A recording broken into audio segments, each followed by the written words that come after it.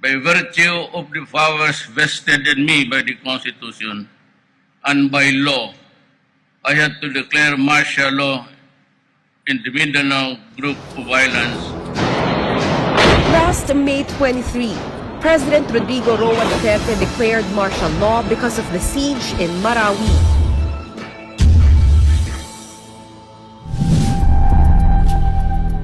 The Philippine Coast Guard immediately responded by sending 300 PCG personnel, including Special Operations Force and Anti-Terrorism Unit, to support the fight against the mounted terrorists.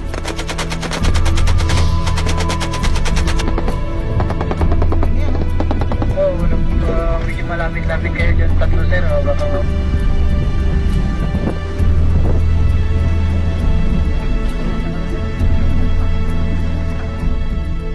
The PCG was tasked to be the captain of the port, overseeing the security and operations of all ports in Mindanao.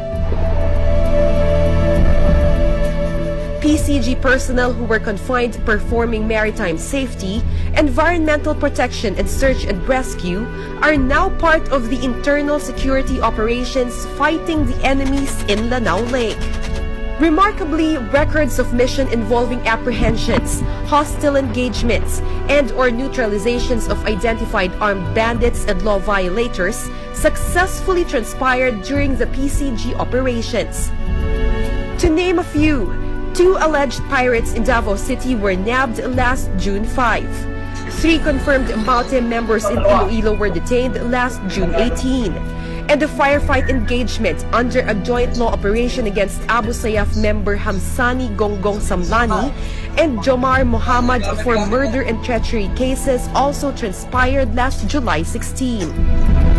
It is also worth noting that PCG vessels conducted intensified patrols in the vicinity waters of Iligan and Cagayan de Oro as part of the reinforcement to our armed forces, providing diversionary tactics over the enemy's ruthless claims. Aside from the patrols conducted, almost 40,000 food packs, school supplies, and chairs were delivered to Marawi, donated by the Department of Education and other private organizations as part of the relief operations and medical and dental missions at Maria Cristina in Baloi, Lanao del Norte. In the middle of the year, the world shipping community sounded the alarm that the Philippines is becoming the next piracy capital of the world, in the likes of Somalia, because of the piracy incidents occurring in southern Philippines.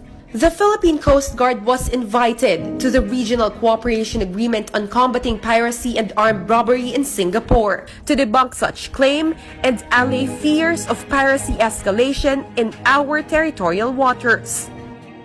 In intensifying the maritime security over such alarming threats, the Department of Transportation, upon the initiative of the PCG, issued memorandum circulars aimed to avert the proliferation of piracy, one of which is the safety, security, and environmental numbering system for all Philippine-registered vessels and/or watercrafts.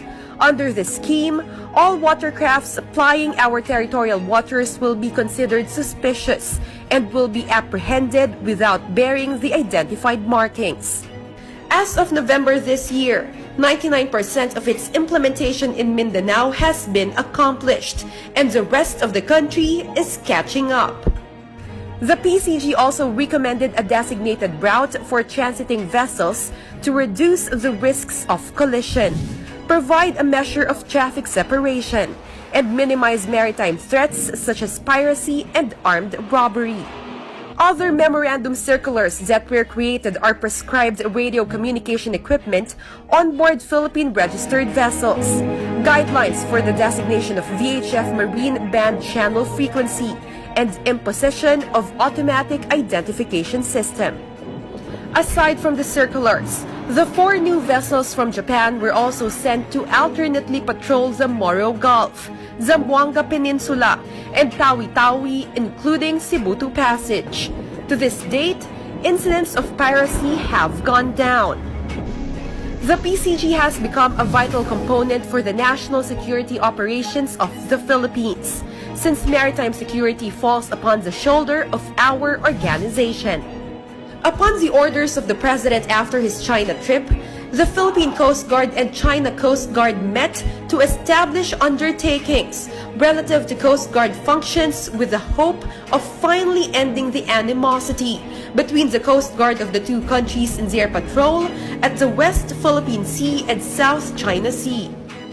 Just recently, a breakthrough between the Philippine Coast Guard and China Coast Guard was achieved by entering a new era of partnership and cooperation through Coast Guard diplomacy and management of the West Philippine Sea and South China Sea.